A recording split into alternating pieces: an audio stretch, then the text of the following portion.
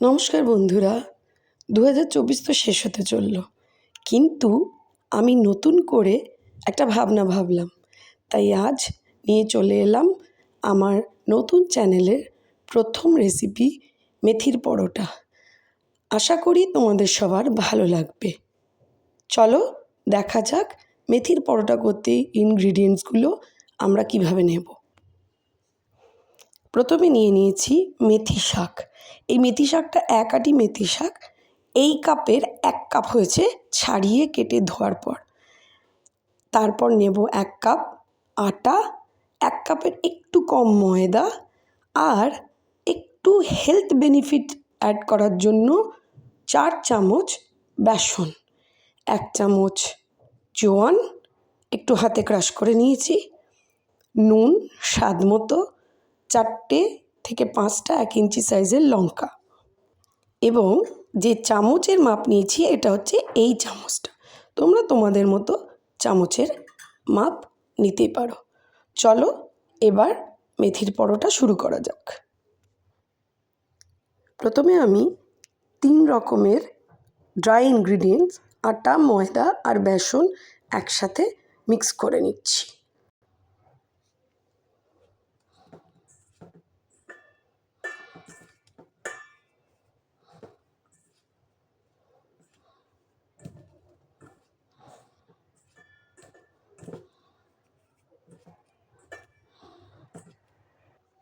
ভালো করে মিক্স করার পর আমি এতে দিয়ে দেবো এই তেলটা। এখানে 2 চামচ সানফ্লাওয়ার অয়েল আর 2 চামচ আমার আচারের তেল। আমি ঘরেই আচারটা বানিয়েছি, সেই আচারের তেল।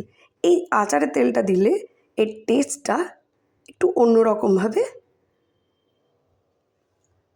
ভালো লাগবে। আমি নুনটা 1/2 চামচ নুন আগেই দিয়ে নিয়েছি। আমরা একটু নুন বেশি খাই, তাই 1/2 চামচ দিয়েছি। তোমরা চাইলে কম বেশি করতে পারো স্বাদ মতো। এবার আমার কাছে রয়েছে 1 চামচ হাতে ক্রাশ করা জোয়ান। এই জোয়ানটা এখানে ছড়িয়ে দেব। এরপর ড্রাই ইনগ্রিডিয়েন্টসগুলোর সাথে তেলটা, নুনটা আর জোয়ানটা মিক্স করে নেব। ড্রাই ইনগ্রিডিয়েন্টসগুলো তেল, নুন আর জোয়ানের সাথে মিক্স করার পর ভালো করে মিক্সিং হলে ময়ামটা এই রকম মুঠো করলে একটা শক্ত হালকা ডোয়ের মতো তৈরি হবে। এর মানে তেলের সাথে ময়দাটা ভালো করে মিক্স হয়ে গেছে। এবার আমি এর মধ্যে মেথি, লঙ্কা কুচোনোটা দিয়ে দিলাম। এবার এটার সাথে এটাকে আমি মিক্স করে নিচ্ছি, যাতে সব জায়গায় মেথিটা সুন্দরভাবে মিশে যেতে পারে। হ্যাঁ, মনে হতে পারে যে মেথিটা বড্ড বেশি, কিন্তু না, মাখার পর দেখবে যে একটা সুন্দর ফ্লেভার আসছে, সেটা সব জায়গায় সব বাইটে পাওয়া যাচ্ছে।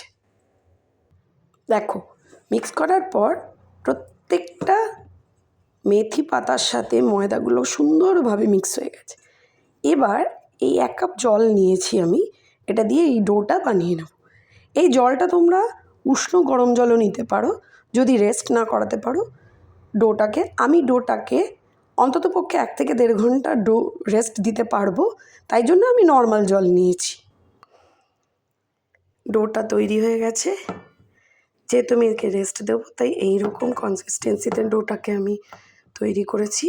এবার এটাকে ঢেকে আমি 1/2 ঘন্টা থেকে 1.5 ঘন্টা পর্যন্ত রেস্ট দেব। আর আমার জলটা একটু বেশি পড়ে গেছিলো।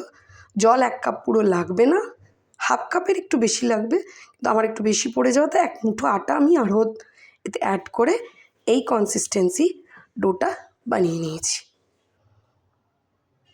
আমি বলেছিলাম 1.5 ঘন্টা রেস্ট, বাট আমি 1/2 ঘন্টা রেস্ট দেওয়ার পর এটাকে আরেকবার একটু হাতে ময়দা ব্রাশ করে ঠেসে নেব।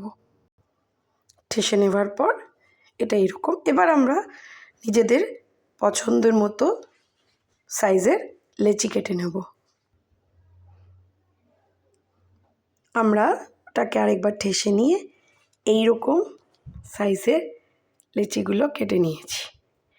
তোমরা চাইলে এর থেকে একটু ছোটও করতে পারো। পরোটা একটু বড় লেচি করলেই ভালো লাগবে। আমার ওই যে মাপটা আমি দেখিয়েছি সেই মাপে আমার এই 6টা 7টা লেচি হয়েছে। আমি এর থেকে ছোট করলে এটা 8টা লেচি হয়ে যেত।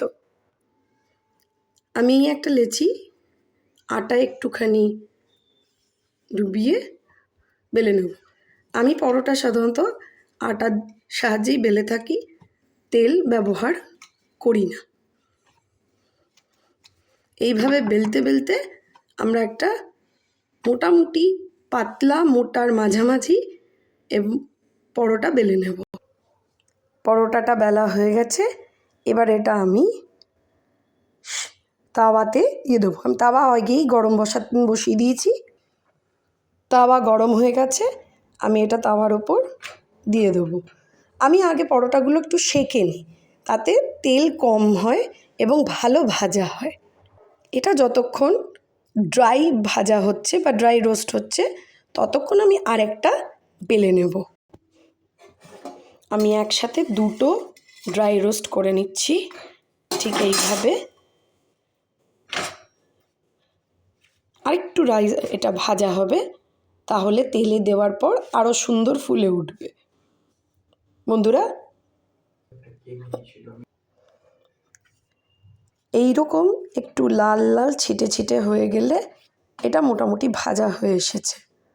বন্ধুরা, তোমরা হয়তো ভাবছো আমি বাঁ হাত ডান হাত দুটো হাতই ব্যবহার করছি। সেটার পিছনে একটা গল্প আছে, অন্য একদিন সেটা আমি সবার সাথে শেয়ার করব। সবকটা পরোটা আমি এইভাবে তাওয়াতে হালকা লাল হয়েছে এরকমভাবে সেঁকে নিয়েছি। এবার এগুলোকে তেলে ভাজবার পালা। আপনারা একটা একটা করেও এটাকে সেঁকে নিয়ে একেবারে ভেজে তুলতে পারেন। এবার এটাকে তাওয়ায় দিয়ে আমি অল্প তেল চারদিক থেকে দিয়ে দেবো।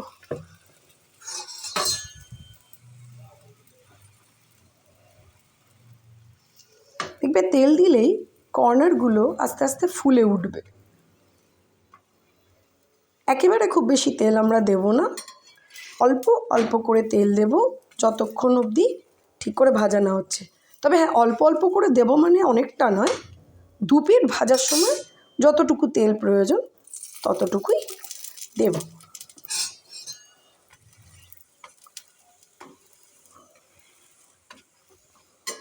এবং এখন কিন্তু আঁচটা একটু বাড়িয়ে দিয়েছি।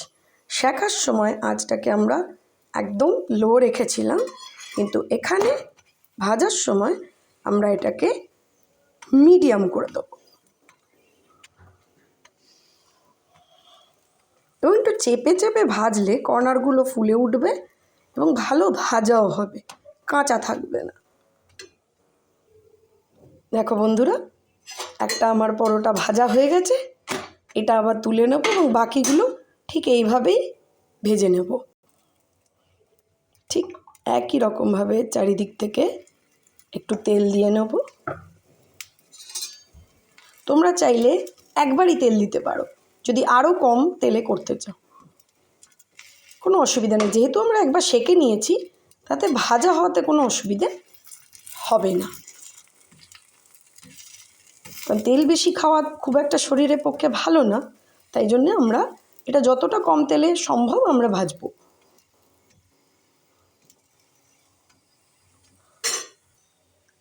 বন্ধুরা, কেউ যদি একটু কড়া ভাজা খেতে চাও তাহলে গ্যাসটির আঁচটা শেষের দিকে একটু বাড়িয়ে দিয়ে এপিট ওপিট করে কড়া ভাজা করে নিতে পারো।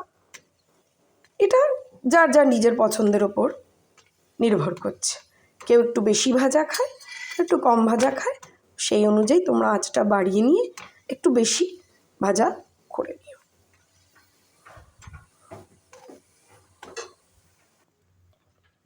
এই যে 3 নম্বর পরোটা ভাজছি আমি, এটা একটু তেলটা বেশি পড়ে গেল, তো কোনো ব্যাপার না, আমরা যখন উল্টো পিঠটা ভাজবো তেল দেবো না বা একটু কম দেব।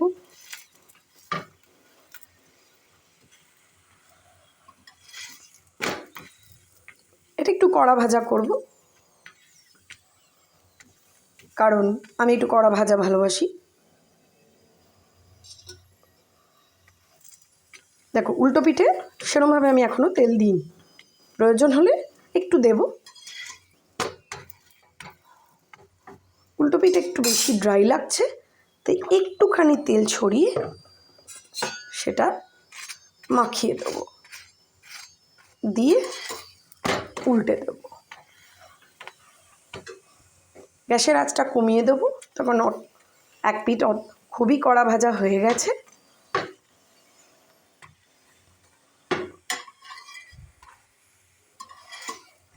দেখো আমি এইভাবে এটাকে বেশ কড়া ভাজা করে নিলাম।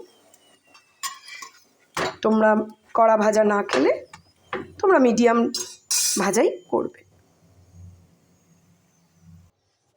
বন্ধুরা, পরপর আমি 6টা লিচি কেটেছিলাম, সেখান থেকে আমার 6টা পরোটা তৈরি হয়ে গেছে। এবার আমরা এই পরোটাটা গরম গরম, আমি যে আচারটা তেল দিয়েই পরোটাটা মেখেছিলাম সেই আচারটা দিয়েই আমি সার্ভ করব। তোমরা চাইলে কেনা আচার বা টমেটো সস বা দই, যেটার সাথে খুশি তোমরা খেতে পারো। যদিও আমি এমনিই খেতে ভালোবাসি, তার কারণ মাখার সময়ই আমি আচারের তেলটা দিয়েছিলাম, তার একটা খুব সুন্দর ফ্লেভার এসেছে। থ্যাংক ইউ বন্ধুরা, কেমন লাগলো রেসিপিটা জানিও। আর ভালো লাগলে লাইক, শেয়ার, সাবস্ক্রাইব করতে ভুলো না, এবং কিছু যদি ইমপ্রুভ করতে হয় অবশ্যই সেটা কমেন্টে জানিও।